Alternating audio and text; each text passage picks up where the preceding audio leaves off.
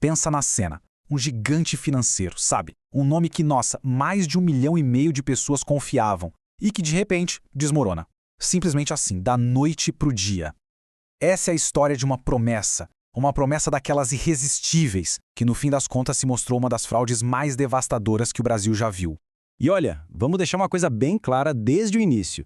Isso aqui não foi um negócio que deu errado. Não, foi crime. O próprio Ministério Público Federal cravou com todas as letras. A gente está falando de um golpe de proporções históricas, planejado nos mínimos detalhes e executado bem debaixo do nariz de todo mundo. Preste atenção nesse número, 41 bilhões de reais. Para a gente ter uma ideia do que isso significa, foi simplesmente o maior resgate que o FGC, o Fundo Garantidor de Créditos, já teve que fazer na história inteira. Um rombo, sabe? Um rombo que não custou só dinheiro, não. Abalou a confiança no sistema financeiro todo. E o final dessa história? Ah, parece até o roteiro de filme, sério. Pensa, na calada da noite, o fundador do banco, Daniel Vorcaro, é preso. Onde? No aeroporto, já dentro do jatinho particular dele, prontinho para decolar. A suspeita? Fuga, claro. Poucas horas depois vem o golpe final. O Banco Central vai lá e liquida o Banco Master. Fim da linha. Mas como é que se chega a esse ponto, né? Como um banco consegue convencer 1.600.000 pessoas a entregar tanto dinheiro assim? A resposta é uma promessa. Uma promessa que era praticamente impossível de recusar. E o grande veículo para essa captação toda foi um velho conhecido do mercado, o CDB. A lógica é bem simples, né? A pessoa empresta dinheiro para o banco e o banco promete devolver com juros. Fácil, direto e, nesse caso aqui, perigosíssimo. E aqui, olha só, a gente vê a isca com toda a clareza. Enquanto os bancões pagavam ali na casa dos 100% do CDI, o Banco Master chegava oferecendo 140%. Com juros lá em cima, isso dava um retorno de quase 21% ao ano. É aquela história clássica, né? Bom demais para ser verdade. E para calar qualquer um que ficasse com o pé atrás, eles tinham um argumento perfeito. Era uma verdadeira arma de persuasão. A garantia do FGC. A promessa de que, olha, até 250 mil reais estão seguros foi o que transformou a cautela de muita gente em confiança cega. E aí o estrago estava feito. Beleza, é agora que a gente começa a desmontar essa fachada toda. Vamos dar uma olhada por trás da cortina para entender a base completamente instável desse castelo de cartas. A pergunta de $1 milhão, aliás, de 41 bilhões de reais, é essa aqui. Se o banco pagava juros tão absurdos, onde é que ele estava investindo para conseguir lucrar ainda mais? Essa era a pergunta óbvia, a pergunta que todo mundo no mercado devia estar fazendo em voz alta. E a resposta? Bem, a resposta está nesse desequilíbrio fatal.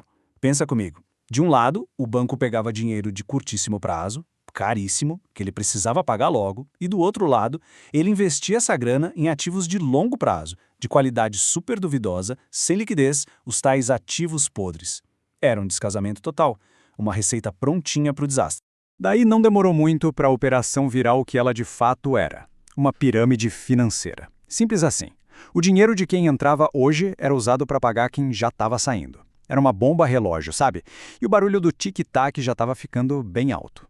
E a coisa ia muito além de só um modelo de negócio arriscado, viu? Era fraude. Fraude pura e simples.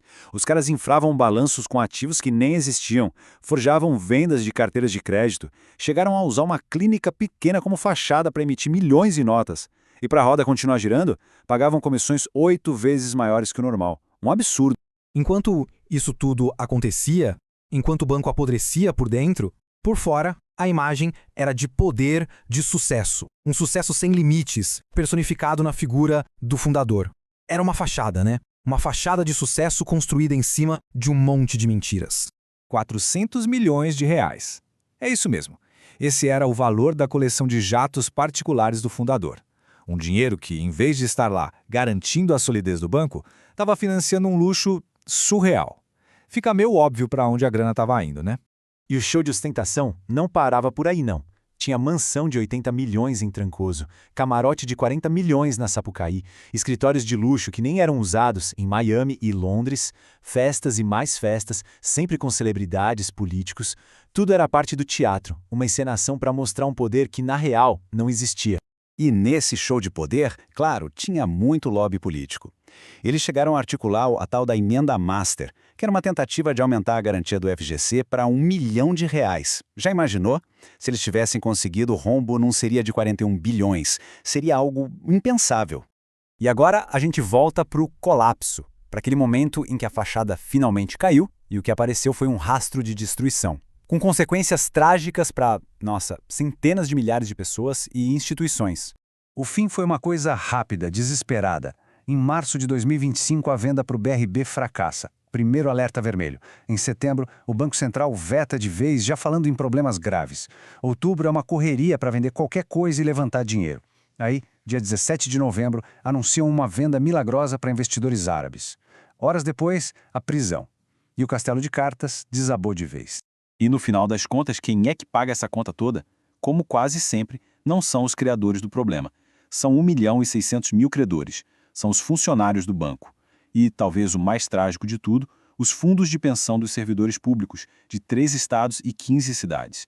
O dinheiro da aposentadoria de muita gente que não tinha a proteção do FGC virou...